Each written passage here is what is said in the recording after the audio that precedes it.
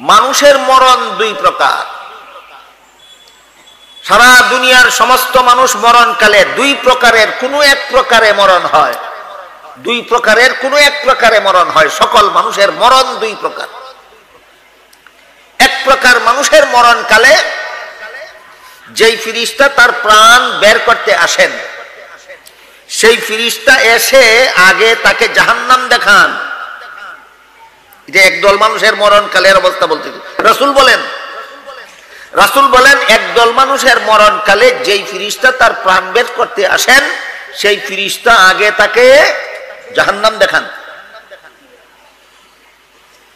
এখানে এসে অনেকের প্রশ্ন জাগে, মুমূর্ষগ্রস্ত ব্যক্তিটাকে যে আজরাইলে জাহান্নাম দেখাইলো, আমি তো তার পাশে বসা ছিলাম, আমি দেখলাম না কেন? প্রশ্ন জাগে কিনা? এই প্রশ্নের জবাব আল্লাহ কুদরতি ভাবে সারা দুনিয়ার মানুষকে বুঝার ব্যবস্থা একসাথে করে দিয়েছেন। সেটা কিভাবে? আপনি ঘুমিয়ে আছেন আপনার খাটে, আপনার পালঙ্কে, আর আপনার বিবি সাহেব আপনার পাশে বসা আছে। আপনি ঘুমিয়ে স্বপ্নে দেখলেন আপনি বিদেশ চলে গেলেন 50 লক্ষ টাকা চাকুরি পাইয়া, মাসে মাসে 50 লাখ টাকা দিয়া সোনা রূপা গয়না ফাতি ধন সম্পদ খরিদ করতেছেন আর লাকিস বর্তেছেন নিয়ে দেশে আসবে। এমত অবস্থায় বিবি সাহেব আপনাকে ধাক্কা দিয়া বলল, বেলা বাজে 9টা, এখনো ঘুম থেকে যাচ্ছ না, খাইবা কোন সময়? ঘুম ভাঙ্গার পরে বললেন, সর্বনাশ করছো। কি করে সর্বনাশ করছি? আমার লাখ লাখ টাকার সম্পদ তোর এক ধাক্কায় শেষ। তখন যদি বিবেক হয় তুমি পাগল, তোমার মাথা ফানি ডালা দরকার, তুমি যদি লাখ লাখ টাকার সম্পদ দেখে থাকো, আমি তোমার পাশে বসা ছিল, আমি দেখলাম না কেন? এই প্রশ্নের যেই জবাব, সক্রাতের মানুষটার পাশে হাজার হাজার শত শত আত্মীয় স্বজন বসা থাকে, সে যদি জান্নাত অথবা জাহান্নাম দেখে থাকে, অন্যরা দেখলো না কেন? ওই প্রশ্নের সেই জবাব। জবাবের সারমর্ম, ঘুমন্ত মানুষ স্বপ্নে যা কিছু দেখে সারা দুনিয়ার কোন মানুষ তার কিছুই দেখে না। ঠিক তেমনি ভাবে মরণকালে মুমূর্ষগ্রস্ত ব্যক্তি আখিরাতের যা কিছু দেখে দুনিয়ার জীবিত মানুষ তার কিছুই দেখে না। আল্লাহ রাসূল বলেন একদল মানুষের মরণকালে আজরাইল ফিরিস্তা এসে আগে তাকে জাহান্নাম দেখায়, দেখাইয়া বলে, এই জাহান্নাম থেকে আল্লাহ তোমাকে মুক্তি দান করেছেন। এরপরে তারে জান্নাত দেখায়, দেখাইয়া বলে, এই জান্নাতে আল্লাহ তোমার ঠিকানা সাব্যস্ত করেছেন। তোমার জান্নাতের ঠিকানায় তোমাকে পৌঁছে দেওয়ার জন্য আল্লাহ আমি আজরাইলকে আজকে তোমার কাছে পাঠাইছি। রাসূল বলেন, জান্নাতের সিনারি দেখে আজরাইলের মুখে জান্নাতের সুসংবাদ শুনে এই মানুষটা দুনিয়ার সবকিছু ভুলে যায়। দুনিয়ার সবকিছু, বাড়ি ঘর, বিষয় সম্পত্তি, টাকা পয়সা, আত্মীয় স্বজন, বন্ধু বান্ধব, মা বাবা, ছেলে মেয়ে, দুনিয়ার কিচ্ছুই মনে থাকে না। সে শুধু জান্নাতে পৌঁছার জন্য পাগল পারা হয়ে যায়। তখন সে আজরাইলকে বলতে থাকে, মুহূর্ত দেরি করো না, আমাকে তাড়াতাড়ি আমার ঠিকানায় নিয়ে যাও, আমাকে তাড়াতাড়ি আমার ঠিকানায় নিয়ে যাও। এই বিবরণ দিয়ে রাসূল বলেন, এই মানুষটা আল্লাহর সাক্ষাতে যেতে চায়, আল্লাহও তাকে তার সাক্ষাৎ দিতে চায়। এই ধরনের মরণ বিনা প্রস্তুতিতে হয় না, এই ধরনের মরণের জন্য প্রস্তুতির দরকার হয়। আরেক দল মানুষের মরণের কথা বলবো। রাসূল বলেন, আরেক দল মানুষের মরণকালে আজরাইল এসে আগে তাকে জান্নাত দেখায়। আগের লোকটারে আগে কি দেখাইছিল? এখন দেখায়, আগে জান্নাত দেখায়। দেখায় বলেন, জান্নাতের এই বাড়িটা আল্লাহ তোমার জন্য বানাইছিলেন, কিন্তু তুমি এটা উপার্জনের ব্যবস্থা করো না। তোমার জন্য বরাদ্দ করা বাড়ি তোমার নাম থেকে ক্যান্সেল করে দেওয়া হইলো, এই বাড়ি তুমি আর পাবে না কোনোদিন। তারপরে তাকে জাহান্নাম দেখায়, দেখায় বলে, এখানে তোমার ঠিকানা তুমি নিজে সাব্যস্ত করেছো, তোমার সাব্যস্ত করার ঠিকানায় তোমাকে পৌঁছে দেওয়ার জন্য আজকে আল্লাহ আমাকে পাঠাইছেন তোমার কাছে। রাসূল বলেন, আজরাইলের মুখে এই দুঃসংবাদ শুনে, জাহান্নামের ভয়ঙ্কর ঠিকানাটা দেখে যে কোনো মূল্যের বিনিময়ে তার প্রাণটা দেহ থেকে বের হতে চায় না। তখন একটা খাঁচার ভিতরে যদি একটা পাখি থাকে, খাঁচার কারণে আপনি পাখিটা ধরতে পারতেছেন, তবুও খাঁচায় ধরা মাত্রই পাখিটা ছটফট করে কিনা? এমত অবস্থায় আপনি যদি খাঁচার এক পাশ দিয়ে কোন রকম খাঁচার ভিতরে হাতটা ঢুকিয়ে দেন, তাহলে পাখিটাকে তার ছটফট করা পাখিটাকে যেমন ভাবে শক্ত করে ধরে বের করে নিয়ে আসেন, আল্লাহ রসুল বলেন ঠিক সেইভাবে এই পাপিষ্টের প্রাণ যখন দেহ থেকে বের হতে চায় না, আজরাইল এই পাপিষ্টের দেহের ভিতরে হাত ঢুকাইয়া দিয়া ওই খাঁচার পাখির মতো ছিঁড়ে ভিড়ে প্রাণ বের করে নিয়ে যায়। রাসূল বলেন এই লোকটা আল্লাহর সাক্ষাতে যেতে চায় না, আল্লাহও তাকে সাক্ষাৎ দিতে চায় না। ঘটনা বুঝে থাকলে বলুন, দ্বিতীয় লোকটার মতো মরণ চান না প্রথম লোকটার মতো? প্রথম লোকটার মতো মরণ হবে প্রস্তুতি ছাড়া, না প্রস্তুতি লাগবে? ونعوذ بالله من شرور أنفسنا ومن سيئات أعمالنا من يهده الله فلا مضل له ومن يضلله فلا هادي له ونشهد أن لا إله إلا الله وحده لا شريك له ونشهد أن سيدنا ونبينا ومولانا محمدا عبده ورسوله صلى الله تعالى عليه وعلى آله وأصحابه وبارك وسلم. أما بعد فأعوذ بالله من الشيطان الرجيم. بسم الله الرحمن الرحيم.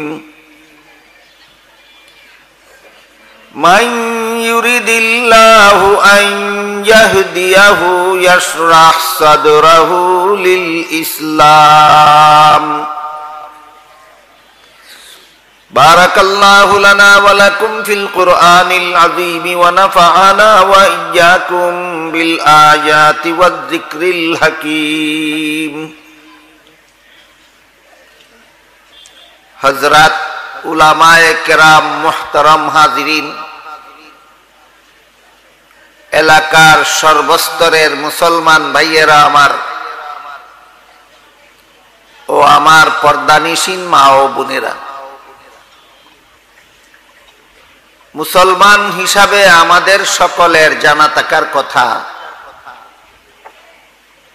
যে আল্লাহ পাক রব্বুল আলামিন হযরত আদম আলাইহিস সালাম থেকে নিয়ে মুহাম্মাদুর রাসূলুল্লাহ সাল্লাল্লাহু আলাইহি ওয়াসাল্লাম পর্যন্ত লক্ষাধিক নবী রাসূল পাঠিয়েছেন শুধুমাত্র মানুষের হেদায়েতের জন্য। সমস্ত নবী রাসূলকে আল্লাহ পাঠিয়েছেন দুনিয়াতে শুধুমাত্র মানুষের হেদায়েতের জন্য। যেই যুগে দুনিয়াতে নবী থাকবেন না, সেই যুগে এই হেদায়েতের কাজের দায়িত্ব আলেমদের কাছে অর্পিত। নবীগণের আমলে নবীরা যেই দায়িত্ব পালন করতেন, নবীগণের অবর্তমানে আলেমগণ হুবহু নবীগণের দায়িত্ব পালন করে যাবে। কাজেই নবীগণেরও দায়িত্ব ছিল মানুষের হেদায়েত, আলেমগণেরও দায়িত্ব মানুষের হেদায়েত। তাই আমরা প্রথমেই বুঝে নেওয়ার চেষ্টা করি হেদায়েত জিনিসটা কি। যে কারণে আল্লাহ এত সব নবী রাসূল পাঠাইলেন, যে হেদায়েতের কারণে আল্লাহ লক্ষ লক্ষ কোটি কোটি আলেম দুনিয়াতে কিয়ামত পর্যন্ত পাঠাতে থাকবেন। এই হেদায়েত জিনিসটা কি? হেদায়েত শব্দের আবিধানিক অর্থ হলো পথ প্রদর্শন করা, পথ দেখাইয়া দেওয়া। কিন্তু ইসলামের পরিভাষায় যে কোনো পথ প্রদর্শনকে হেদায়েত বলে না। ইসলামের পরিভাষায় হেদায়েত বলে শুধুমাত্র চিরশান্তি এবং চিরমুক্তির পথ প্রদর্শনকে ইসলামে হেদায়েত বলা হয়। অর্থাৎ যে পথে জীবন যাপন করলে চিরকালের জন্য শান্তি পাওয়া যাবে, যে পথে জীবন যাপন করলে চিরকালের জন্য মুক্তি পাওয়া যাবে, সেই পথ দেখাবার নাম ইসলামের পরিভাষায় হেদায়েত। মানুষের দুনিয়ার জীবন ক্ষণস্থায়ী, এটা বলার দরকার পড়ে না। দুনিয়াতে আসলে পরে প্রতিটি মানুষ নিজে নিজেই বুঝে নিতে পারে যে এটা আমার ক্ষণস্থায়ী জগৎ, এখানে আমি চিরকাল থাকতে পারবো। এই ক্ষণস্থায়ী জীবনটা কোন পথে পরিচালনা করলে পরকালের চিরস্থায়ী জগতে আমি সুখী হতে পারবো, আমি শান্তি লাভ করতে পারবো, মুক্তি লাভ করতে পারবো, সেই পথ দেখাবার নাম ইসলামের ভাষায় হেদায়েত। এই হেদায়েতের জন্যই আল্লাহ সমস্ত নবী রাসূল পাঠিয়েছেন। পরকালের চিরস্থায়ী জীবনে মানুষকে শান্তি এবং মুক্তির পথ দেখাবার জন্য সমস্ত নবী রাসূল আল্লাহ পাঠিয়েছেন। নবীগণের অবর্তমানে এই চিরশান্তি এবং চিরমুক্তির পথ দেখাবার দায়িত্ব পালন করে যাবেন কারা? উলামায়ে কেরাম। এই হেদায়েত চিরস্থায়ী শান্তি এবং চিরস্থায়ী মুক্তির পথ প্রদর্শন, এটার দুইটা স্তর আছে। একটা স্তর হলো পথ প্রদর্শন করে পথিককে সেই পথে ছেড়ে দেওয়া, পথ দেখাইয়া পথিককে সেই পথে চলতে বলে দেওয়া, তারপরে পথিক নিজের দায়িত্বে সেই পথে চলা না চলা তার ব্যাপার। আরেকটা স্তর হলো পথ প্রদর্শন করে পথিককে ছেড়ে দেওয়া নয়, বরং পথ প্রদর্শনের পর পথিকের হাত ধরে গন্তব্যস্থল পর্যন্ত পৌঁছে দেওয়া।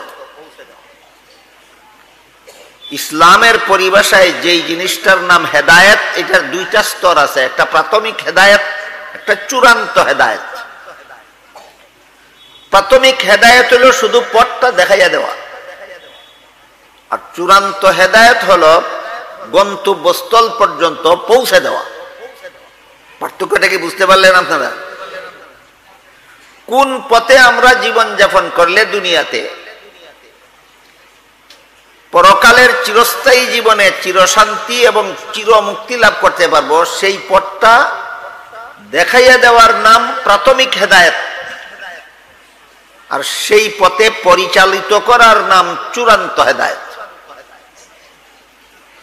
প্রাথমিক পর্যায়ের হেদায়েত আল্লাহ নবীগণের মাধ্যমে, আসমানি কিতাবগুলির মাধ্যমে, আলিম উলামাদের মাধ্যমে সমস্ত জগৎবাসীকেই করে থাকেন।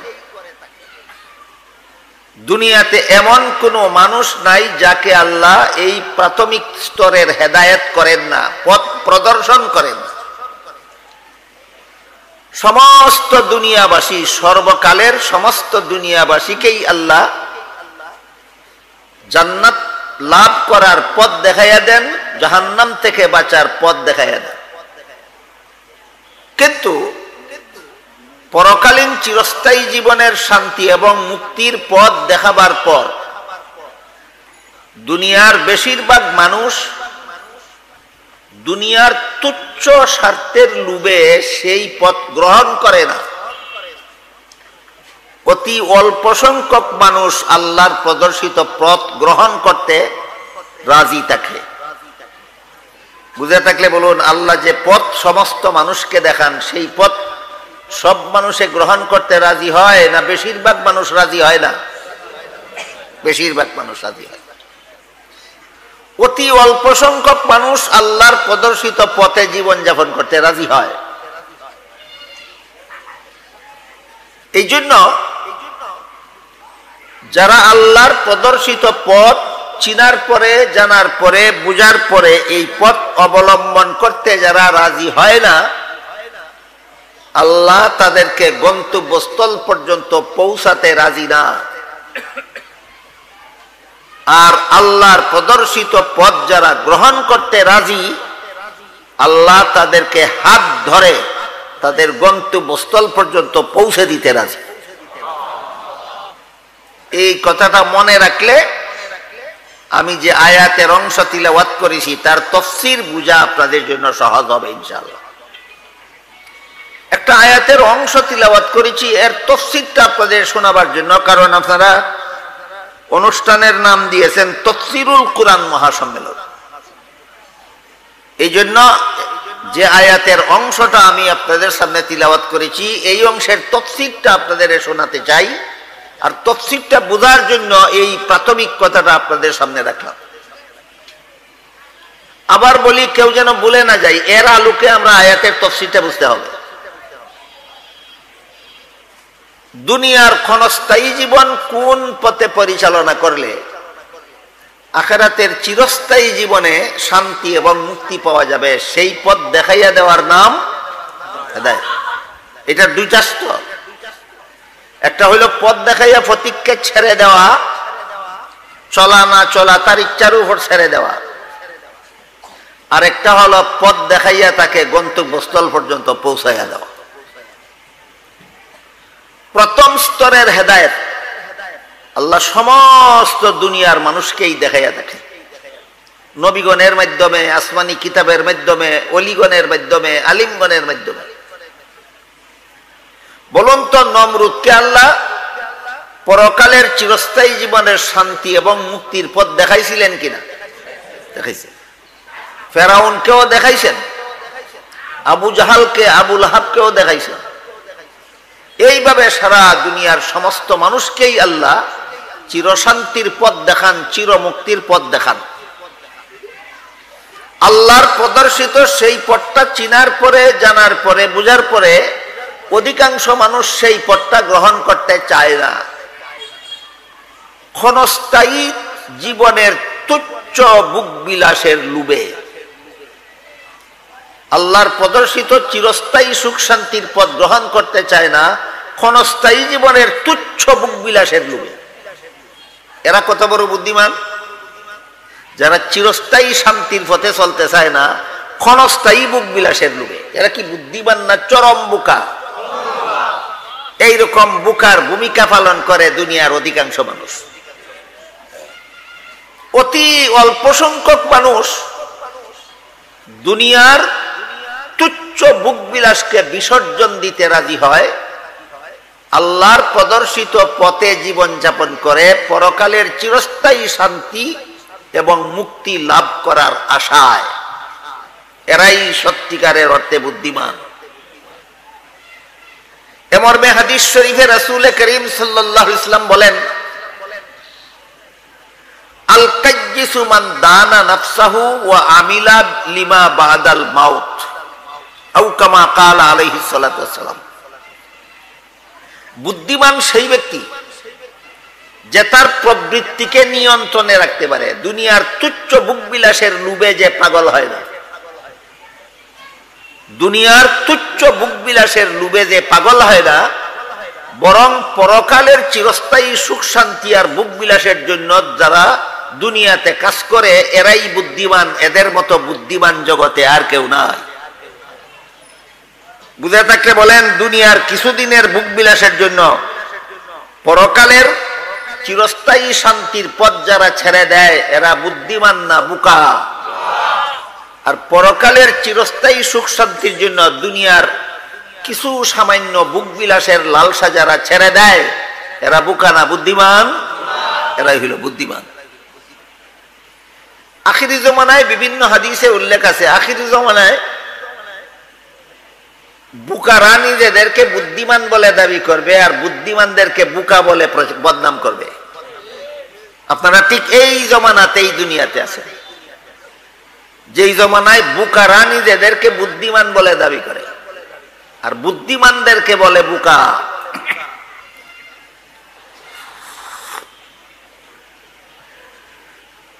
তো আল্লাহ পাক রব্বুল আলামিন প্রথম স্তরের হেদায়েত পথ দেখানির কাজটা সর্বলোকের বেলায় করেন। কোনো মানুষকে আল্লাহ ছেড়ে দেন না পরকালের চিরস্থায়ী জীবনের সুখ শান্তি আর বুক বিলাসের পথ না দেখাইয়া। একটা মানুষকেও আল্লাহ ছেড়ে দেন না, সব মানুষকে এই হেদায়েতটা করেন। কিন্তু দুনিয়ার তুচ্ছ বুক বিলাসের লোভে অধিকাংশ মানুষ সেই পথ গ্রহণ করতে রাজি হয় না। তাদেরকে আল্লাহ দ্বিতীয় স্তরের হেদায়েতটা করেন না। অল্প সংখ্যক কিছু মানুষ যারা দুনিয়ার সামান্য কিছু তুচ্ছ বুক বিলাসের লোভ লালসা ছেড়ে দিতে রাজি হয়, পরকালের চিরস্থায়ী সুখ শান্তি আর বুক বিলাসের আশায় আল্লাহ এদেরকে রাস্তা দেখাইয়া ছেড়ে দেন না। এদেরকে আল্লাহর কুদরতি হাতে এদের হাত ধরে এদেরকে জান্নাত পর্যন্ত আল্লাহ পৌঁছে দেন।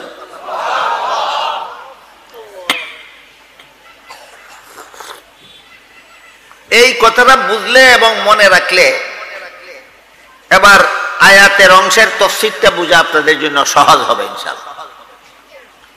আল্লাহ পাক রব্বুল আলামিন বলেন, মান ইউরিদিল্লাহু আন ইয়াহদিয়াহু ইয়াশরাহ সাদরাহু লিল ইসলাম। আল্লাহ যাদেরকে দ্বিতীয় স্তরের হেদায়েত করতে চান, দেখেন আগের কথা না বুঝলে এখন আর বুঝবেন না কিছু। এই একটু আগে যা বললাম মনে না রাখলে এখন আর বুঝবেন না। আল্লাহ বলেন, আল্লাহ যাকে দ্বিতীয় স্তরের হেদায়েত করতে চান, বলুন তো আগের কথা বুঝে থাকলে মনে থাকলে দ্বিতীয় স্তরের হেদায়েত করতে চান মানে আল্লাহর কুদরতি হাতে যার হাত ধরে গন্তব্যস্থলে পৌঁছে দিতে চান। এই অর্থে আল্লাহ বলেন, মান ইউরিদিল্লাহু আন ইয়াহদিয়াহু, আল্লাহ যাকে দ্বিতীয় স্তরের হেদায়েত করতে চান তার অন্তরকে ইসলামের জন্য খুলে দেন। তার অন্তরকে ইসলামের জন্য খুলে দেন।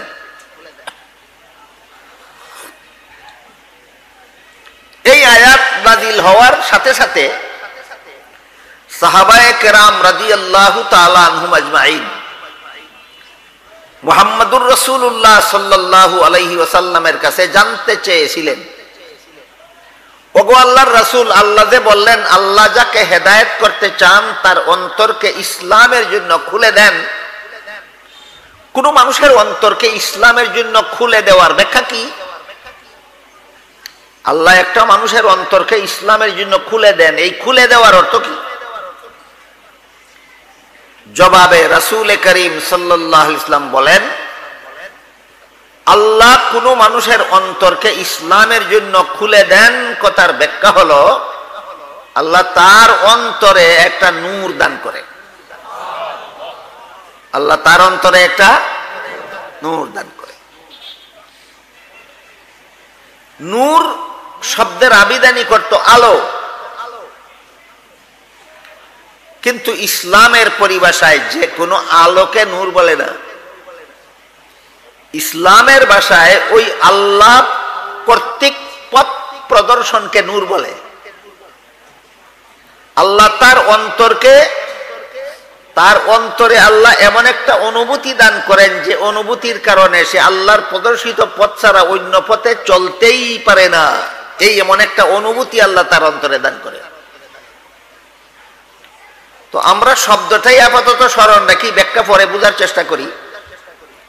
সাহাবায়ে কেরামের প্রশ্নের জবাবে রাসূল বললেন, আল্লাহ কোন মানুষের অন্তরকে ইসলামের জন্য খুলে দেন কথার ব্যাখ্যা হইল তার অন্তরে একটা নূর দান করে। এই নূর তো চর্মচোখে দেখার জিনিস না।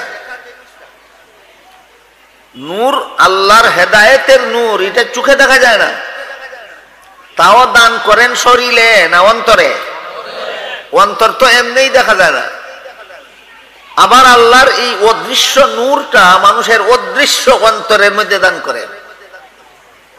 তাই সাহাবায়ে কেরাম আবার রাসূলকে জিজ্ঞাসা করলেন, ওগো আল্লাহর রাসূল, কার অন্তরে আল্লাহ নূর দান করলেন আর কার অন্তরে নূর দান করলেন না? এটা তো দেখে চিনার উপায় নাই। দুই কারণে। এক নম্বর কারণ অন্তরটাই দেখা যায় না, দুই নম্বর কারণ নূরও দেখা যায় না। দেখা যায় না অন্তরের মধ্যে, দেখা যায় না নূর আল্লাহ দান করলেন। অন্যরা বুঝবে কিভাবে কার অন্তরে আল্লাহর হেদায়েতের নূর দান করলেন আর কার অন্তরে করলেন না? এই প্রশ্নের জবাবে রাসূল করিম সাল্লাল্লাহু আলাইহি ওয়াসাল্লাম বলেন, যদিও হেদায়েতের নূর চোখে দেখা যায় না, কিন্তু যার অন্তরে আল্লাহ হেদায়েতের নূর দান করেন তিনটা আলামতের দ্বারা তাকে চেনা যাবে পরিষ্কার। তার অন্তরে যে আল্লাহ নূর দান করছেন সেটা চোখে দেখা যাবে না, কিন্তু তিনটা আলামতের দ্বারা তাকে পরিষ্কারভাবে চেনা যাবে যে এই লোকটার অন্তরে আল্লাহ হেদায়েতের নূর দান করেছেন, এই লোকটার হাতে আল্লাহ কুদরতি হাতে ধরে জান্নাতে পৌঁছে দিবেন।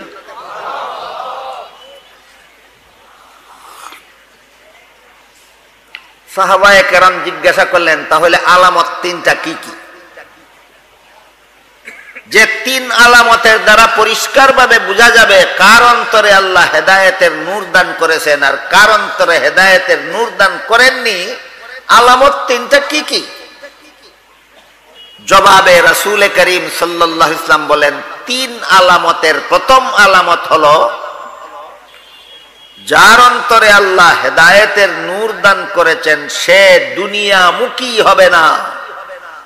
এক নম্বর আলামত, দুনিয়ামুখী হবে না। দুনিয়ামুখী হবে না কথার ব্যাখ্যা, দুনিয়াটাকে অন্যায়ভাবে উপভোগের চেষ্টা করবে না। দুনিয়াটাকে অন্যায়ভাবে উপভোগের চেষ্টা করবে না। হালাল উপায়ে দুনিয়াতে যা কিছু পায় তাই ভোগ করবে, তাই ব্যবহার করবে।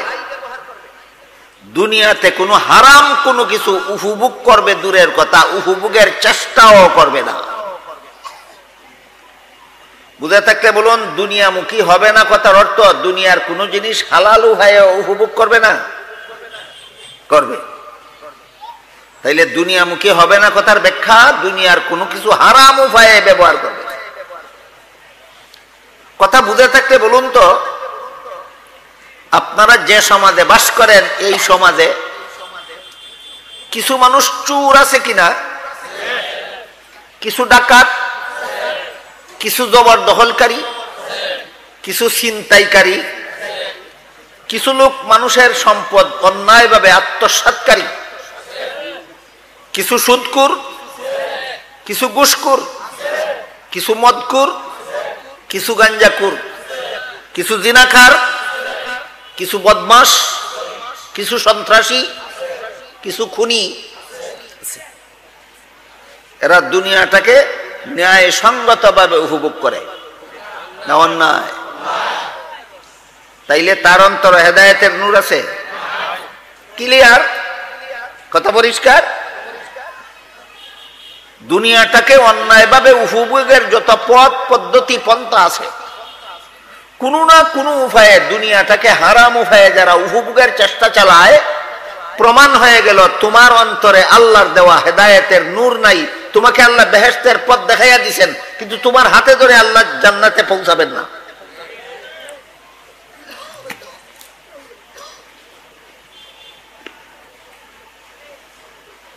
এর মানে হইল মানুষটা দুনিয়ামুখী হবে না, দুনিয়াকে অন্যায়ভাবে উপভোগের চেষ্টা করবে না।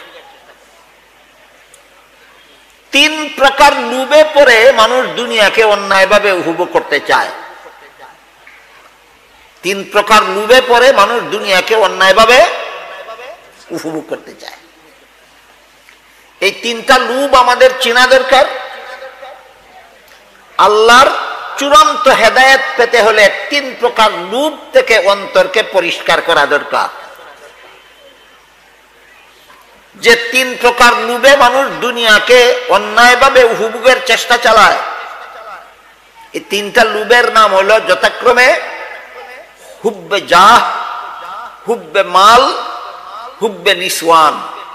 বাংলায় মানের লোভ, ধনের লোভ, নারীর লোভ। কিছু মানুষ মানের লোভে দুনিয়াকে হারাম উপায়ে উপভোগ করে, কিছু মানুষ ধনের লোভে দুনিয়াকে হারাম উপায়ে উপভোগ করে, কিছু মানুষ নারীর লোভে দুনিয়াকে হারাম উপায়ে উপভোগ করে। দুনিয়াকে অন্যায়ভাবে উপভোগ করে কত প্রকার লোভে? তিন প্রকারের লোভ। প্রথম প্রকারের নাম মানের লোভ, দ্বিতীয় প্রকারের নাম ধনের লোভ, তৃতীয় প্রকারের নাম নারীর লোভ। মানের লোভের উদাহরণ পদ দখলের আন্দোলন। পদ দখলের আন্দোলন। একটা অযোগ্য, একটা পদের অযোগ্য একটা মানুষ তার অযোগ্যতার কারণে লোকেরা তাকে এই পদে দিতে রাজি না। যদি এরপরও এই অযোগ্য লোককে পদে দেওয়া হয় তাহলে তার দ্বারা লোকের অনিষ্ট সাধন হবে। যেমন ধরেন মসজিদের ইমামতিও তো একটা পদ, কি বলেন? কোন যোগ্যতার দরকার নাই। সূরা কেরাত সহি হওয়ার দরকার কি নাই? সহি শুদ্ধ উযু গোসল জানা লাগবে কিনা? নামাজের মাসআলা মাসাইল জানা লাগবে কিনা? একটা লোকের কোরআন তেলাওয়াত সহি না, সহি শুদ্ধ উযু গোসল জানে না, নামাজের মাসালা মাসাইল জানে না, ইমামের পদটা দখল করতে চায়, ইমামের পদটা দখল করতে চায়। মুসল্লিরা তাকে দিতে রাজি না। কেন? তারে এই পদে দিলে প্রত্যেক দিন সমস্ত মুসল্লিদের 5 বেলার নামাজ নষ্ট করবে। আপনার কথা বুঝেন কিনা দেখেন। যার কেরাত সহি না, সহি শুদ্ধ উযু গোসল জানে না, যে নামাজের মাসালা মাসাইল জানে না, তারে ইমামতির পদে দিলে কোনো ক্ষতি নাই। কি ক্ষতি? প্রতিদিন শত শত মুসল্লিদের নামাজ বিনষ্ট করে ছেড়ে দেবে। এই কারণে মুসল্লিরা তারে এই পদটা দিতে রাজি না। রাজি না হওয়াটা অন্যায় না চূড়ান্ত ন্যায়, কিন্তু সে এই পদটা দখল করবে। এই পদটা দখল করার জন্য যদি সে কমিটির লোকদের ঘুষ দেয়, স্থানীয় প্রশাসনকে ঘুষ দেয়, থানাকে ঘুষ দেয়, কমিটি ম্যানেজ করে, প্রশাসন ম্যানেজ করে, থানাওয়ালা ম্যানেজ করে, এরা সবে মিললে জুড়েই তাকে মসজিদে ইমাম নিয়োগ করে দেয়। মুসল্লিদের আর কোনো ক্ষমতা থাকে না অমান্য করার। বলেন তো কিসের লোভে কি করলো? মানের লোভে পদ দখল করলো। বলেন আমার উদাহরণ বুঝে থাকলে, কিসের লোভে কি করলো? মানের লোভে পদ দখল করলো। এটা 1 নম্বর হারাম উপায়ে দুনিয়া উপভোগ করার লালসা, মানের লোভ, পদের লোভ। এদের ব্যাপারে হাদিস শরীফে রাসূল করিম সাল্লাল্লাহু আলাইহি ওয়াসাল্লাম বলেন, কয়েক দল মানুষের প্রতি আল্লাহ কঠিন হাসরের বিচারে রহমতের দৃষ্টিতে তাকাবেন না। আপনারা কি মনে করেন হাসরের দিন আল্লাহ যাদের প্রতি রহমতের দৃষ্টিতে তাকাবেন না তারা ভাগ্যবান না কপাল ফুরা? এই কয়েক দল কপাল ফুরার মধ্যে এক দল আল্লাহ রাসূল বলেন, আম্মা কওমান ওয়াহুম লাহু কারিহুন। তার অযোগ্যতা এবং অনিষ্টতার কারণে লোকে তারে পদটা দিতে চায় না, কিন্তু সে চলে বলে কলে কৌশলে পদটা দখল করে নিয়ে যায়। এই কপাল ফুরার প্রতি হাসরের মাঠে আল্লাহ রহমতের দৃষ্টিতে তাকাবেন না। সুতরাং জুড়ে যারা পদ দখল করে এরা খুব বুদ্ধিমান। কেমন বোকা? সাধারণ বোকা। যেই দিন আল্লাহ রহমতের দৃষ্টিতে তাকালেই তুমি জাহান্নাম থেকে বাঁচবে। যেদিন আল্লাহ রহমতের দৃষ্টিতে না তাকালে তোমার জাহান্নাম ছাড়া গতি নাই। সেই দিন আল্লাহর রাসূল বলে গেছেন, তোমার দিকে আল্লাহর রহমতের দৃষ্টিতে তাকাবেন না, তোমার জাহান্নাম ছাড়া ঠিকানা নাই। কোন অপরাধে তুমি অযোগ্য হওয়া সত্ত্বেও মানুষের চাহিদার বিরুদ্ধে তুমি চলে বলে কলে কৌশলে তুমি মানুষের পদ দখল করে নিয়েছিলে।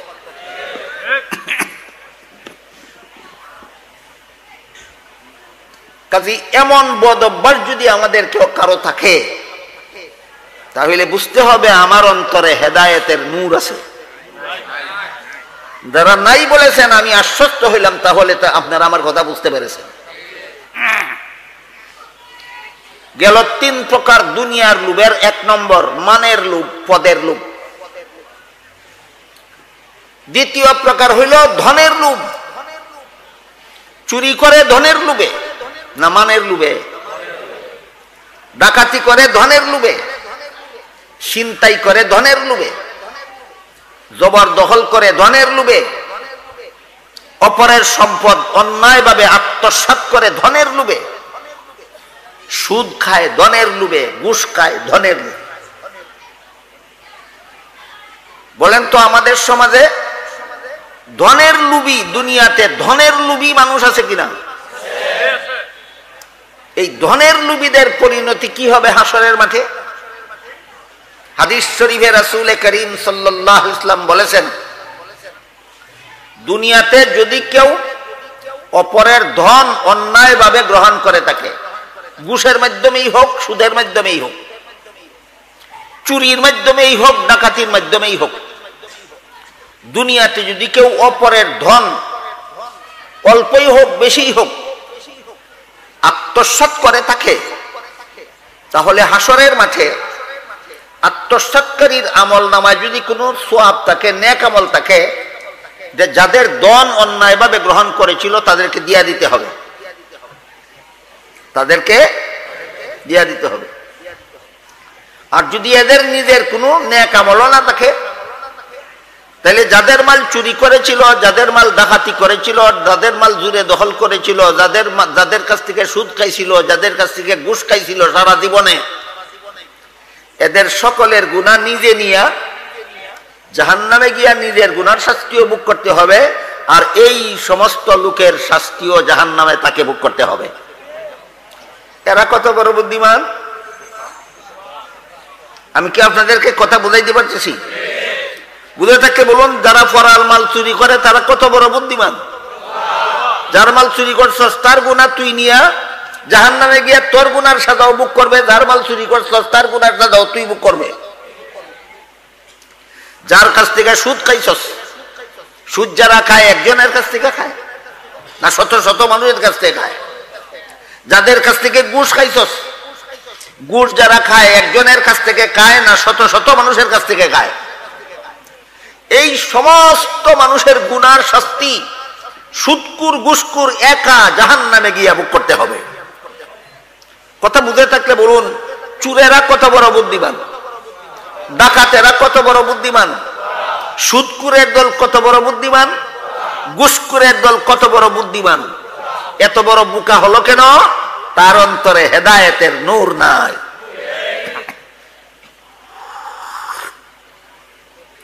গেল 2 নম্বর দুনিয়া লোভীর উদাহরণ। 3 নম্বর দুনিয়ার লোভ। 3 নম্বর লোভটা কোনটা? নারীর লোভ। নারীকে অন্যায়ভাবে উপভোগের লোভ।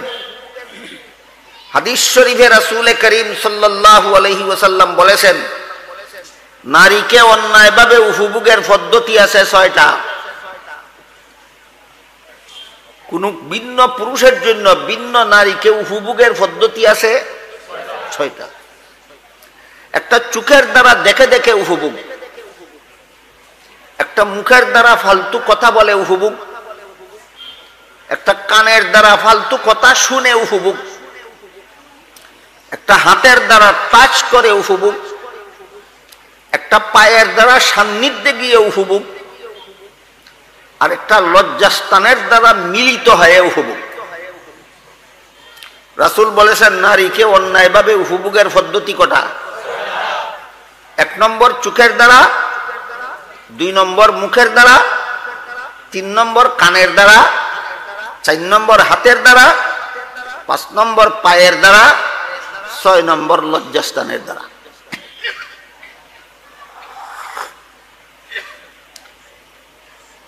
একটার থেকে আরেকটা গভীর, আরেকটার থেকে আরেকটা গভীর। সবচেয়ে হালকা পদ্ধতির উপভোগ হইল চোখের দ্বারা। আমার কথা বুঝে থাকলে এবার আমি আপনাদের জিজ্ঞাসা করব, আপনারা যে সমাজে বাস করেন, এই সমাজের কোন পুরুষ কি চোখের দ্বারা কোনো মহিলাকে কখনো উপভোগ করে? কোন সময়? নারী যখন পর্দায় থাকে তখন, না নারী যখন বেপরদা হয়? হাদিস শরীফে রাসূল করিম সাল্লাল্লাহু আলাইহি ওয়াসাল্লাম বলেন, লাআনাল্লাহুন নাযিরা ওয়াল মানজুরা ইলাইহি। মর্ম হলো, যেই নারী বেপরদা হইল এই নারীর উপর আল্লাহর লানত, আর যে পুরুষ বেপরদা নারীকে চোখের দ্বারা উপভোগ করলো এই পুরুষের উপর আল্লাহর লানত।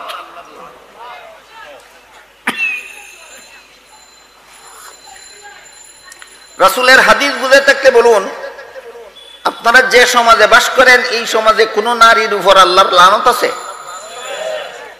আপনারা যে সমাজে বাস করেন এই সমাজের কোন পুরুষের উপর আল্লাহর লানত আছে? কিসের লোভে ফিরা লানত গ্রহণ করলো? এই হইল উদাহরণ। আজকের মতো শুধু 6 পদ্ধতির একটা বললাম, বাকিটা বলতে গেলে রাইট হয়ে যাবে, এইখানেই বাকি কথা শেষ হবে না। এই জন্য পবিত্র কোরআনে আল্লাহ পাক রব্বুল আলামিন বলেন, কুল লিল মুমিনিনা ইয়াগুদ্দু মিন আবসারিহিম ওয়া ইয়াহফাযু ফুরুজাহুম।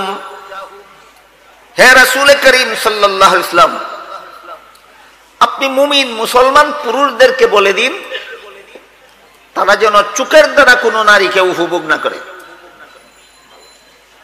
তবেই তাদের পক্ষে চরিত্র রক্ষা করা সম্ভব হবে।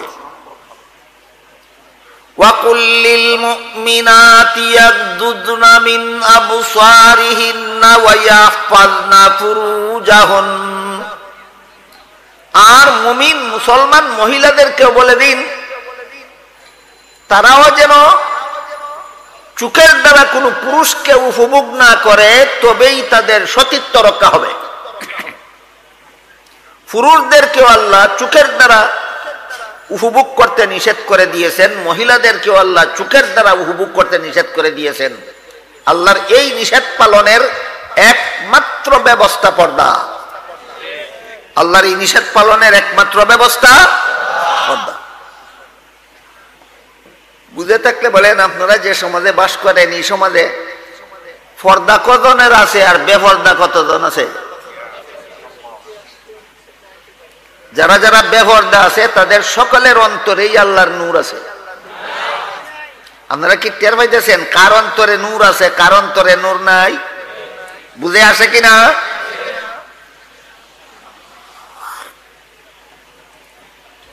এই চোখের দ্বারা পথে ঘাটে হাটে মাঠে শহরে বন্দরে যেখানে সেখানে উপভোগ করার জন্য নারীর লুবিরা একটা মজার স্লোগান আবিষ্কার করেছে কৌশল হিসাবে। নারী লুবিরা নারীদেরকে যেখানে সেখানে চোখের দ্বারা উপভোগ করার সুযোগ গ্রহণ করার জন্য একটা মুখরোচক স্লোগান সমাজে চালু করেছে। সেটা হলো নারী পুরুষের সমান অধিকার চাই। বলেন তো আপনাদের সমাজের কোন মানুষ নারী পুরুষের সমান অধিকার চাই বলে কিনা? বলে না? বলে না?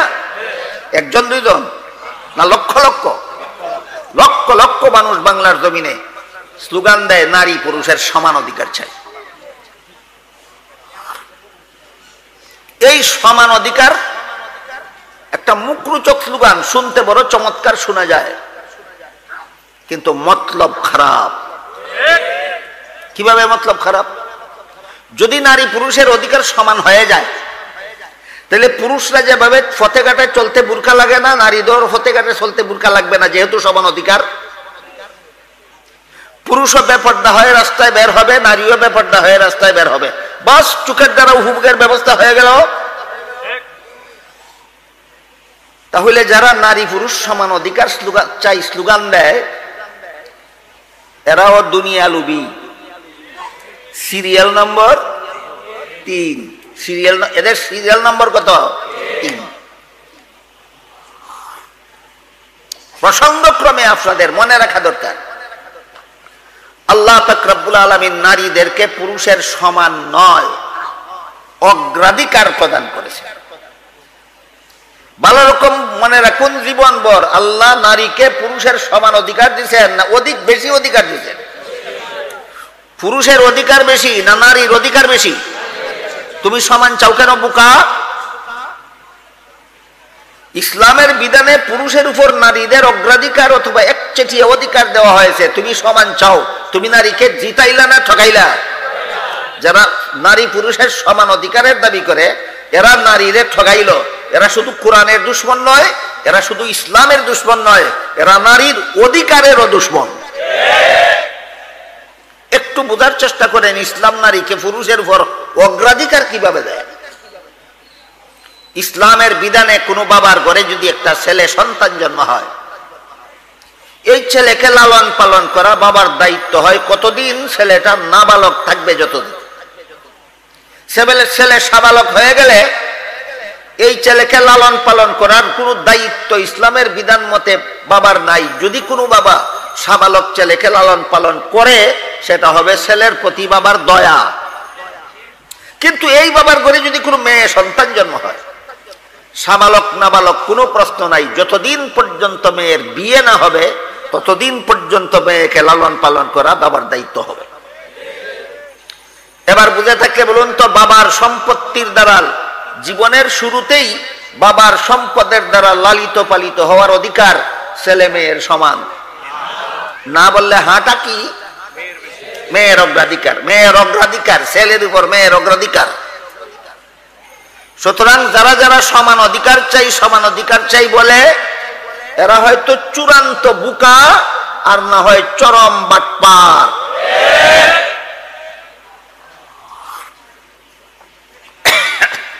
কথা লম্বা হয়ে যাবে, আজকের মতো একটা উদাহরণই থাকুক।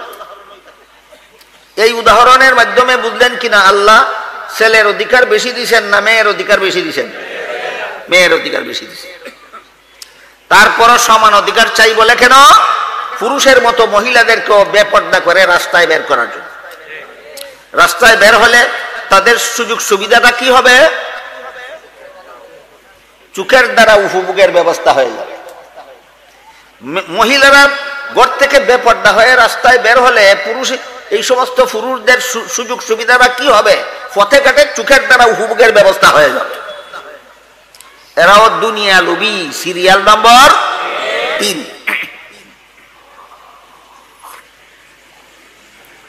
এই 3 প্রকার লোভে পড়ে মানুষ দুনিয়ামুখী হয়। মানের লোভে পড়ে দুনিয়ামুখী হয়, ধনের লোভে পড়ে দুনিয়ামুখী হয়, নারীর লোভে পড়ে দুনিয়ামুখী হয়। রাসূল বলেন, যারা ধনের লোভে পড়েও দুনিয়ামুখী হবে না, মানের লোভে পড়েও দুনিয়ামুখী হবে না, নারীর লোভে পড়েও দুনিয়ামুখী হবে না, একটা আলামত পাওয়া গেল, তার অন্তরে আল্লাহর হেদায়েতের নূর আছে।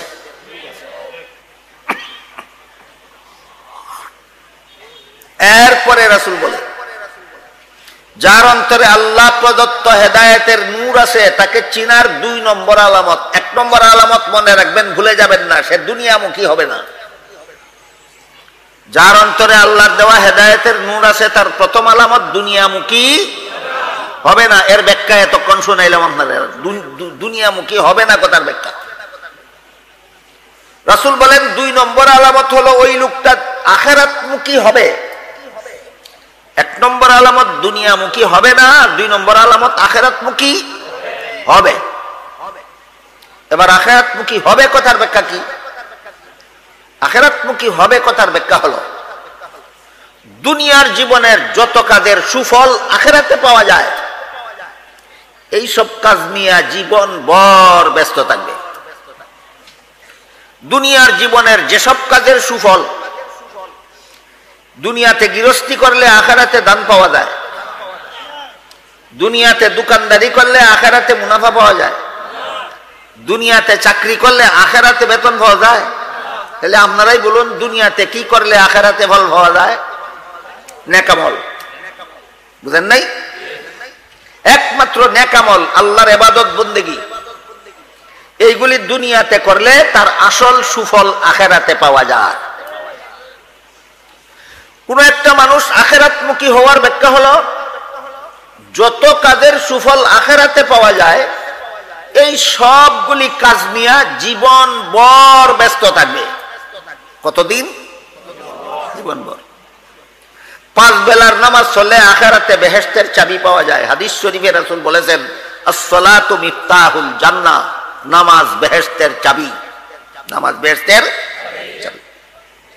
আপনারা যে সমাজে বাস করেন এই সমাজের বেশিরভাগ মুসলমান নামাজ পড়ে নাকি নামাজ পড়ে না?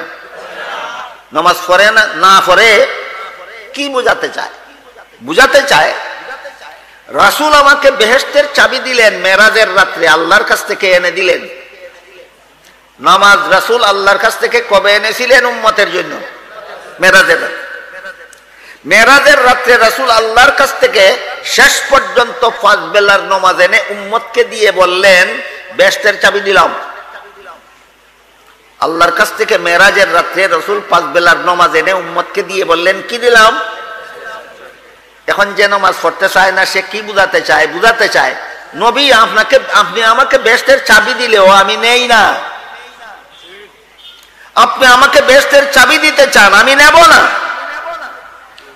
নবীর শানে এর চেয়ে বড় বেয়াদবি আর কিছু হতে পারে না। নবী বলেন, তোরে বেহেশতের চাবি দিলাম, একই আমি নেই না।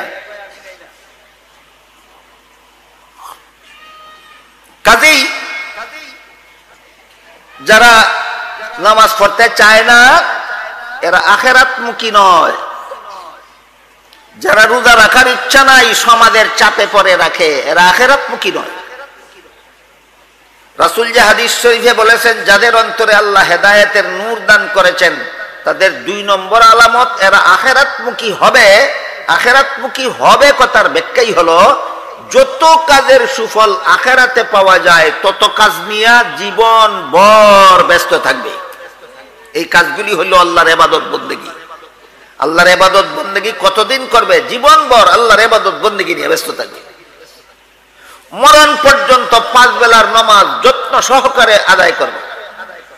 মরণ পর্যন্ত রমজান শরীফের রোজা সযত্নে রাখবে। ধনী হলে মরণ পর্যন্ত প্রতি বছর যাকাত দিতে থাকবে। সামর্থ্যবান হলে কমপক্ষে জীবনে একবার হজ করবেই করবে। এইভাবে যত নেক আমল আছে সবগুলি নেক আমল মরণ পর্যন্ত অনবরত করতে থাকবে। ওই সমস্ত লোক যাদের অন্তরে আল্লাহ হেদায়েতের নূর দান করেছেন, এটা হইল তার 2 নম্বর আলামত। কত নম্বর আলামত? 2 নম্বর আলামত। অনবরত আল্লাহর ইবাদত বন্দেগীতে লিপ্ত থাকলে আখিরাতে একটা পুরস্কার পাওয়া যাবে, মরণকালে আরেকটা পুরস্কার পাওয়া যাবে, মরণের আগে 3টা পুরস্কার পাওয়া যাবে। আল্লাহর ইবাদত যথাসময়ে আল্লাহর ইবাদত নিয়ে জীবনভর ব্যস্ত থাকলে ফজরের সর্বমোট নামাজ 4 রাকাত, গড়ির টাইম মিলাইয়া পড়তে 4 মিনিট লাগে। জোহরের সর্বমোট নামাজ 10 রাকাত, গড়ির টাইম মিলাইয়া পড়তে 10 মিনিট লাগে। আসরের সর্বমোট নামাজ 8 রাকাত, গড়ির টাইম মিলাইয়া পড়লে 8 রাকাত লাগে। মাগরিবের সর্বমোট নামাজ 5 রাকাত, গড়ির টাইমে 5 মিনিট লাগে। এশার সর্বমোট নামাজ 13 রাকাত, গড়ির টাইম মিলিয়ে পড়লে 13 রাকাত লাগে, 13 মিনিট লাগে। এই কয়েক মিনিট সময় যদি তুমি 5 বেলার নামাজ নিয়ে ব্যস্ত থাকো সারাদিন, না কয়েক মিনিট, আর বাকি দিন রাত 24 ঘন্টা তুমি তোমার সংসারের কাজ নিয়ে ব্যস্ত থাকো।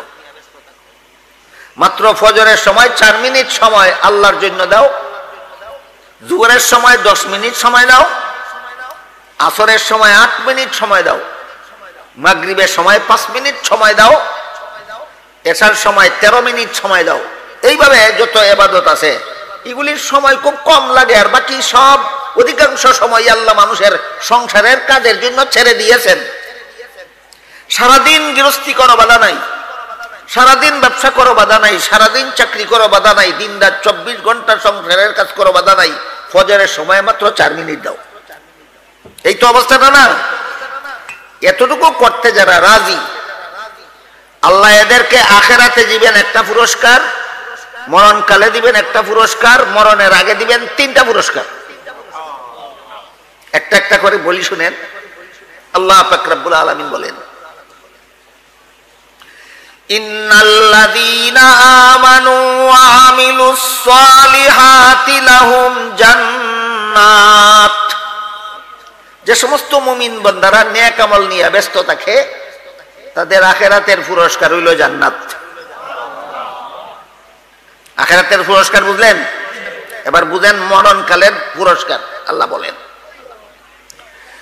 ইন্নাল্লাযীনা ক্বালু রাব্বুনাল্লাহু সুম্মা ইসতাকামু তাতানাজ্জালু আলাইহিমুল মালাইকাতু আল্লা তাখাফু ওয়া লা তাহজানু ওয়া আবশিরু বিল জান্নাতিল্লাতী কুনতুম তুআদুন। আল্লাহ বলেন, যারা নেক আমল নিয়ে আখিরাতে পুরস্কার পাওয়ার কাজকর্ম নিয়ে জীবন ভর ব্যস্ত থাকে, 24 ঘন্টা না 24 ঘন্টার কয়েক মিনিট, এই কয়েক মিনিট যারা আখিরাতের আমল নিয়ে যারা ব্যস্ত থাকবে, মরণকালে শয়তান যতই চেষ্টা করুক তাদেরকে ঈমান হারা করবার, আমি আল্লাহর রহমতের ফিরিস্তা পাঠাইয়া তাদেরকে ঈমান নিয়ে মরণের ব্যবস্থা করে দেব। এটা কোন সময়ের পুরস্কার? মরণকালের পুরস্কার। মরণকালে যারা ঈমান নিয়ে মরতে পারে তাদের জন্য চিরস্থায়ী জান্নাতের গ্যারান্টি আছে। মরণকালে যারা ঈমান নিয়ে মরতে পারে না, আখিরাতে তাদের জাহান্নামের গ্যারান্টি আছে। কোন গ্যারান্টি নিয়ে মরতে চান? তাহলে কি করতে হবে? মরণকালে জান্নাতের গ্যারান্টি নিয়ে মরতে হলে মাঝে মধ্যে নামাজ পড়তে হবে না, নিয়মিত জীবনভর ইবাদত বন্দেগী নিয়ে ব্যস্ত থাকতে হবে। এটা হইল আল্লাহর ইবাদত বন্দেগী নিয়ে আখিরাতের পুরস্কার পাওয়ার মতো আমল নিয়ে যারা জীবনভর লিপ্ত থাকে তাদের মরণকালীন পুরস্কার। এই মরণকালীন অবস্থার বিবরণ অনেক লম্বা, আমি যদি সেটা বিস্তারিত বলতে চাই এখানেই রাত পোহায় যাবে, বাকি কথা বলা হবে না। এই জন্য অতি সংক্ষেপে বললাম আজকের মতো, যারা ইবাদত বন্দেগী নিয়ে জীবন ভর ব্যস্ত থাকে তাদের মরণকালীন পুরস্কার হলো ঈমান নিয়ে মরণ নসিব হবে। আর যারা পরকালের আমল নিয়ে দুনিয়াতে ব্যস্ত থাকবে তাদের দুনিয়ার পুরস্কার কটা? 3টা। আখিরাতের পুরস্কারটা কি? জান্নাত। মরণকালীন পুরস্কারটা কি? ঈমানের জান্নাতের গ্যারান্টি, ঈমান সহ মরণ। আর দুনিয়ার পুরস্কার 3টার ঘোষণা দিয়ে আল্লাহ বলেন, ওয়াদাল্লাহুল্লাযীনা আমানু মিনকুম ওয়া আমিলুস সালিহাতি লায়াস্তাখলিফান্নাহুম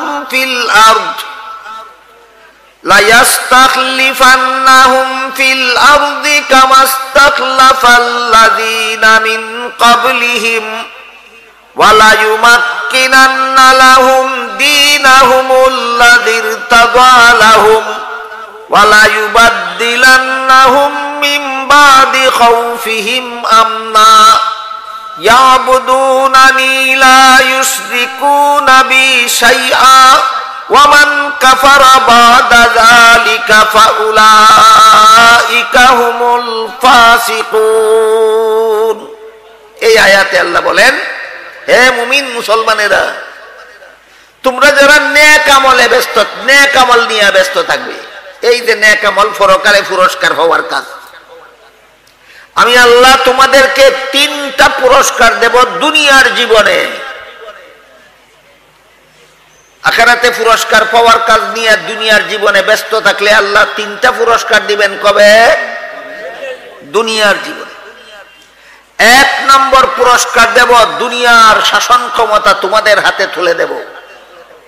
আল্লাহ যদি শাসন ক্ষমতা মুসলমানের হাতে তুলে দেন, কোন বেদিনে ছিনিয়ে নিতে পারবে?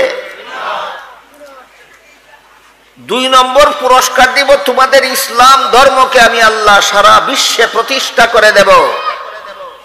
আল্লাহ যদি ইসলাম ধর্মকে প্রতিষ্ঠা করে দেন, কেউ মুছে ফেলতে পারবে না। 3 নম্বর পুরস্কার, সন্ত্রাসীদের হামলা থেকে আমি আল্লাহ তোমাদেরকে দুনিয়াতে নিরাপদ করে দেব। কটা হইল? 3টা। এই 3 পুরস্কার কিসের? নেক আমলের। কোন জীবনে? দুনিয়ার জীবনে। তাই হাদিস শরীফে রাসূল বলেন, আল্লাহ যার অন্তরে হেদায়েতের নূর দান করেছেন তাকে চিনা যাবে 3 আলামতের দ্বারা। প্রথম আলামত, সে দুনিয়ামুখী হবে না। 2 নম্বর আলামত, সে পরকালমুখী হবে, আখিরাতমুখী হবে। বুঝলেন কিনা? আখিরাতমুখী হওয়ার ব্যাখ্যা, মাঝে মধ্যে নামাজ রোজা করবে না সময় মতো সবগুলি করবে?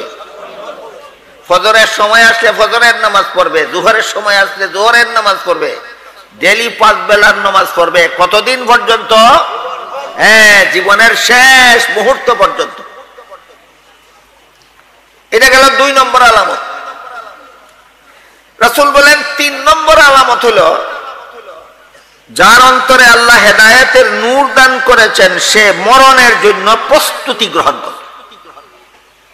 আপনাদের মনে প্রশ্ন জাগতে পারে, মরণের জন্য যদি আমি প্রস্তুতি গ্রহণ না করি তাহলে কি সময় মতো মরণ হবে না?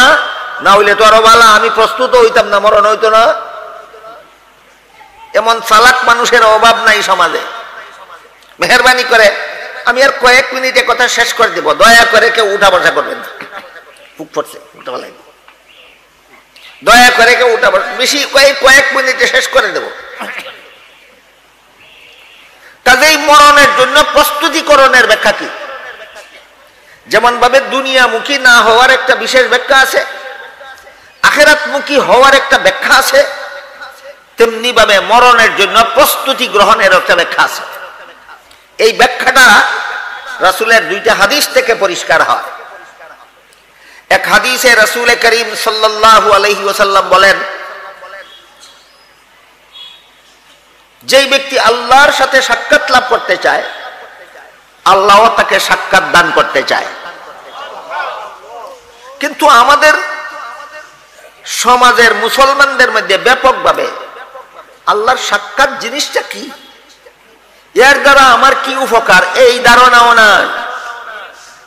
আল্লাহর সাক্ষাৎ বলতে জিনিসটা কি, এর দ্বারা আমার উপকারটা কি, এই ধারণাও নাই।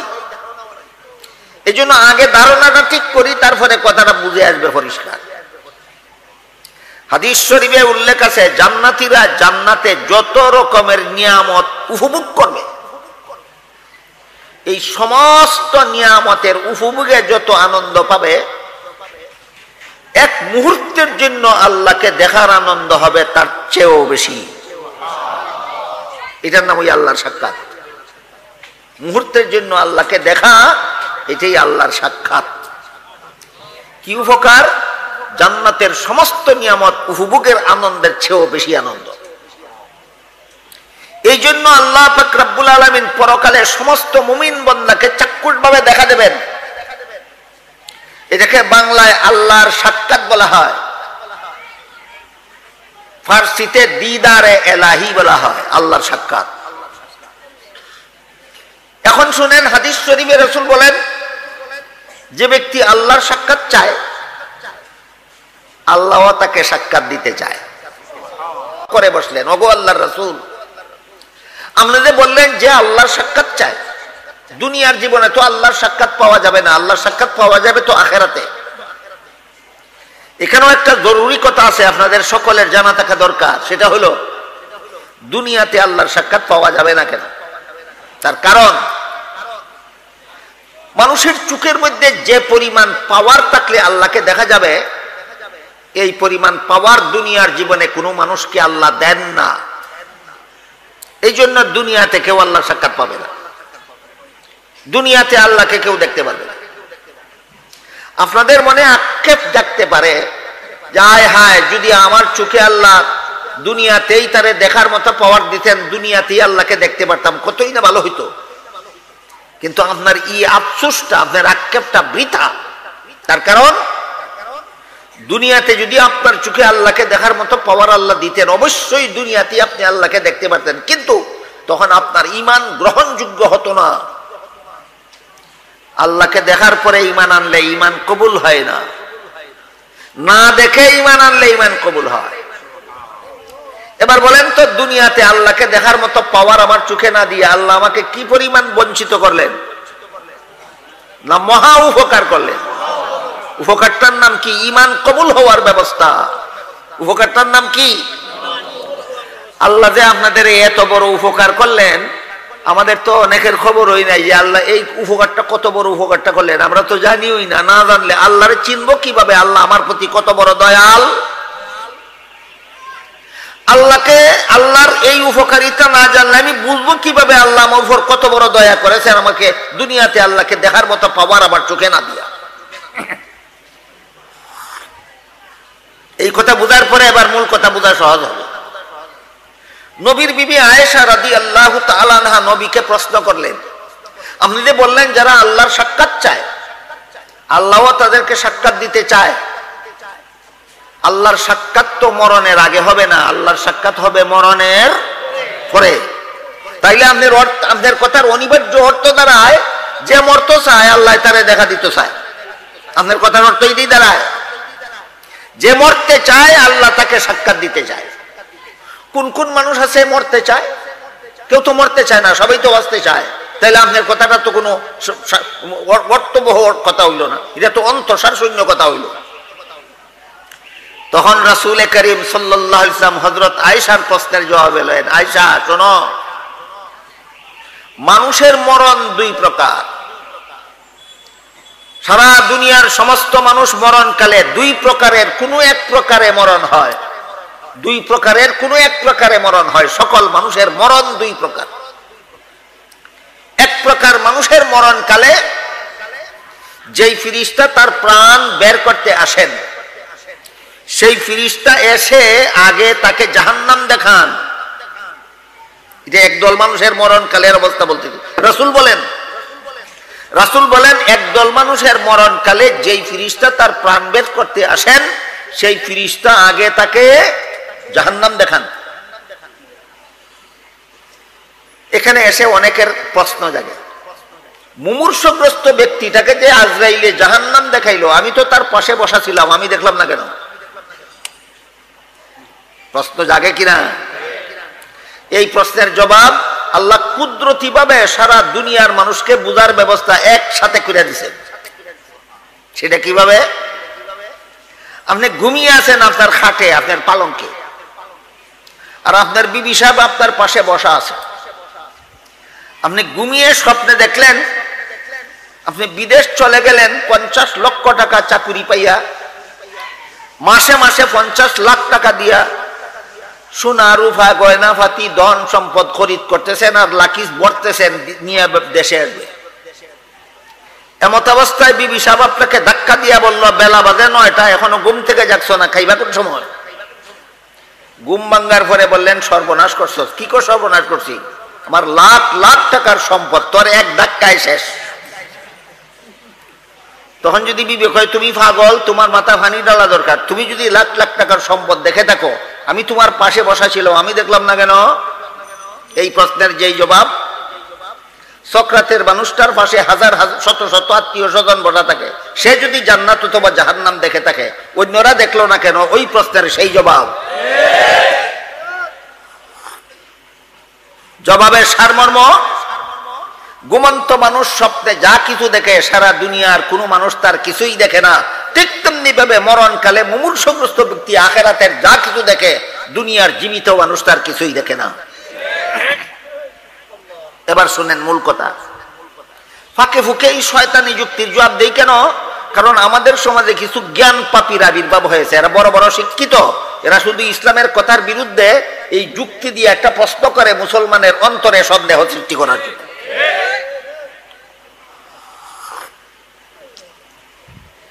আল্লাহ রাসূল বলেন একদল মানুষের মরণকালে আজরাইল ফিরিস্তা এসে আগে তাকে জাহান্নাম দেখায়, দেখাইয়া বলে, এই জাহান্নাম থেকে আল্লাহ তোমাকে মুক্তি দান করেছেন। এরপরে তারে জান্নাত দেখায়, দেখাইয়া বলে, এই জান্নাতে আল্লাহ তোমার ঠিকানা সাব্যস্ত করেছেন। তোমার জান্নাতের ঠিকানায় তোমাকে পৌঁছে দেওয়ার জন্য আল্লাহ আমি আজরাইলকে আজকে তোমার কাছে পাঠাইছি। রাসূল বলেন, জান্নাতের সিনারি দেখে, আজরাইলের মুখে জান্নাতের সুসংবাদ শুনে এই মানুষটা দুনিয়ার সবকিছু ভুলে যায়। দুনিয়ার সবকিছু, বাড়ি ঘর, বিষয় সম্পত্তি, টাকা পয়সা, আত্মীয় স্বজন, বন্ধু বান্ধব, মা বাবা, ছেলে মেয়ে, দুনিয়ার কিচ্ছুই মনে থাকে না। সে শুধু জান্নাতে পৌঁছার জন্য পাগল পারা হয়ে যায়। তখন সে আজরাইলকে বলতে থাকে, মুহূর্ত দেরি করো না, আমাকে তাড়াতাড়ি আমার ঠিকানায় নিয়ে যাও, আমাকে তাড়াতাড়ি আমার ঠিকানায় নিয়ে যাও। এই বিবরণ দিয়ে রাসূল বলেন, এই মানুষটা আল্লাহর সাক্ষাতে যেতে চায়, আল্লাহও তাকে তার সাক্ষাৎ দিতে চায়। এই ধরনের মরণ বিনা প্রস্তুতিতে হয় না, এই ধরনের মরণের জন্য প্রস্তুতির দরকার হয়। আরেক দল মানুষের মরণের কথা বলবো। রাসূল বলেন, আরেক দল মানুষের মরণকালে আজরাইল এসে আগে তাকে জান্নাত দেখায়। আগের লোকটারে আগে কি দেখাইছিল? এখন দেখায়, আগে জান্নাত দেখায়। দেখায় বলেন জান্নাতের এই বাড়িটা আল্লাহ তোমার জন্য বানাইছিলেন, কিন্তু তুমি এটা উপার্জনের ব্যবস্থা করো না। তোমার জন্য বরাদ্দ করা বাড়ি তোমার নাম থেকে ক্যান্সেল করে দেওয়া হইলো, এই বাড়ি তুমি আর পাবে না কোনোদিন। তারপরে তাকে জাহান্নাম দেখায়, দেখায় বলে এখানে তোমার ঠিকানা তুমি নিজে সাব্যস্ত করেছো। তোমার সাব্যস্ত করার ঠিকানায় তোমাকে পৌঁছে দেওয়ার জন্য আজকে আল্লাহ আমাকে পাঠাইছেন তোমার কাছে। রাসূল বলেন আজরাইলের মুখে এই দুঃসংবাদ শুনে, জাহান্নামের ভয়ঙ্কর ঠিকানাটা দেখে যে কোনো মূল্যের বিনিময়ে তার প্রাণটা দেহ থেকে বের হতে চায় না। তখন একটা খাঁচার ভিতরে যদি একটা পাখি থাকে, খাঁচার কারণে আপনি পাখিটা ধরতে পারতেছেন, তবুও খাঁচায় ধরা মাত্রই পাখিটা ছটফট করে কিনা? এমত অবস্থায় আপনি যদি খাঁচার এক পাশ দিয়ে কোন রকম খাঁচার ভিতরে হাতটা ঢুকিয়ে দেন, তাহলে পাখিটাকে তার ছটফট করা পাখিটাকে যেমন ভাবে শক্ত করে ধরে বের করে নিয়ে আসেন, আল্লাহ রসুল বলেন ঠিক সেইভাবে এই পাপিষ্টের প্রাণ যখন দেহ থেকে বের হতে চায় না, আজরাইল এই পাপিষ্টের দেহের ভিতরে হাত ঢুকাইয়া দিয়া ওই খাঁচার পাখির মতো ছিঁড়ে ভিড়ে প্রাণ বের করে নিয়ে যায়। রাসূল বলেন এই লোকটা আল্লাহর সাক্ষাতে যেতে চায় না, আল্লাহ তাকে সাক্ষাৎ দিতে চায় না। ঘটনা বুঝে থাকলে বলুন, দ্বিতীয় লোকটার মতো মরণ চান না প্রথম লোকটার মতো? প্রথম লোকটার মতো মরণ হবে প্রস্তুতি ছাড়া, না প্রস্তুতি লাগবে? তাই রাসূল বলেন যার অন্তরে আল্লাহ হেদায়েতের নূর দান করেছেন তার প্রথম আলামত দুনিয়ামুখী হবে না, দ্বিতীয় আলামত আখিরাতমুখী হবে, 3 নম্বর আলামত শুভ মরণের জন্য প্রস্তুতি গ্রহণ করবে। শুভ মরণের জন্য প্রস্তুতি গ্রহণ করবে। আলামত 3টে বুঝে থাকলে এবার বলুন তো, আমাদের সমাজে এমন মানুষ আছে কিনা যারা দুনিয়ামুখী, যারা আখিরাতমুখী নয়, যাদের মরণের শুভ মরণের কোনো ফিকির নাই? তাহলে সে বুঝতে হবে তার অন্তরে আল্লাহর দেওয়া নূর আছে, নাই? যদি আমার শ্রোতাদের মধ্যে এখন এই মুহূর্তে কেউ যদি বুঝতে পারে থাকেন, তাহলে তো রাসূলের হাদিস মতো বোঝা গেল আমি দুনিয়ামুখী, আমি আখিরাতমুখী না, আমার জন্য শুভ মরণের কোনো প্রস্তুতি নাই। এমন যদি কেউ টের পেয়ে থাকেন, তাহলে আপনার জন্য একটা সুসংবাদ আছে। কেউ যদি টের পেয়ে থাকেন আপনার অন্তরে আল্লাহর দেওয়া নূর নাই, তাইলে তার জন্য একটা দুঃসংবাদ আছে। বলেছি না সুসংবাদ? হ্যাঁ, সুসংবাদ, সন্দেহ করবেন না। রাসূলের বর্ণিত আলামত 3টা শুনে যদি কেউ মনে মনে টের পেয়ে থাকেন আমি তো দুনিয়ামুখী, আমার অন্তরে আল্লাহর হেদায়েতের নূর নাই, আমি তো আখিরাতমুখী না, আমার অন্তরে আল্লাহর দেওয়া হেদায়েতের নূর নাই, আমার তো শুভ মরণের কোনো চিন্তা ভাবনা নাই, আমার অন্তরে আল্লাহর দেওয়া হেদায়েতের নূর নাই, এটা যদি কেউ টের পেয়ে থাকেন তাহলে তার জন্য একটা দুঃসংবাদ আছে। বলেছি না সুসংবাদ? সুসংবাদটা বলেই আমার কথা শেষ। সুসংবাদটা হলো, আপনি বসা আছেন, উঠার আগে আগে নিজের মনের সাথে নিজে প্রতিজ্ঞা করুন, আমার সাথে না, যার যার মনের সাথে প্রতিজ্ঞা করুন আজকের থেকে দুনিয়াটাকে হারাম উপায়ে উপভোগের চেষ্টা করব না, আজকের থেকে ইবাদত বন্দেগীতে অবহেলা করব না, আজকের থেকে মরণের কথা ভুলে যাব না। উঠার আগে আগেই আল্লাহ আপনার অন্তরে হেদায়েতের নূর দান করে দিবেন। যারা টের পাইলেন যে আমার অন্তরে হেদায়েতের নূর আছে, আপনার জন্য যথেষ্ট পরিমাণ সুসংবাদের কথা বলা হয়েছে। যারা টের পেলেন আমার অন্তরে হেদায়েতের নূর নাই, তাদের জন্য একটা সুসংবাদ, উঠার আগে আগে নিয়ত করেন, নিজের সাথে নিজে প্রতিজ্ঞা করেন আজকের থেকে আমি হারাম উপায়ে দুনিয়াটা উপভোগের চেষ্টা করব না, আজকের থেকে আমি নামাজ রোজা ইবাদত বন্দেগীতে অবহেলা করব না, আজকের থেকে আমি শুভ মরণের কামনা কখনো ছেড়ে দেব না। আপনি বসা আছেন, উঠার আগেই আল্লাহ আপনার অন্তরে হেদায়েতের নূর দান করে দেবেন। এই আয়াতের তাফসীরের আলোকে আল্লাহ আমাদের সকলের অন্তরে যেন আল্লাহর চূড়ান্ত হেদায়েতের নূর দান করেন। সবাই বলুন আমিন। সুবহান রাব্বিকা রাব্বিল ইজ্জাতি আম্মা ইয়াসিফুনা ওয়া সালামুন আলাল মুরসালিন ওয়াল হামদুলিল্লাহি রাব্বিল আলামিন।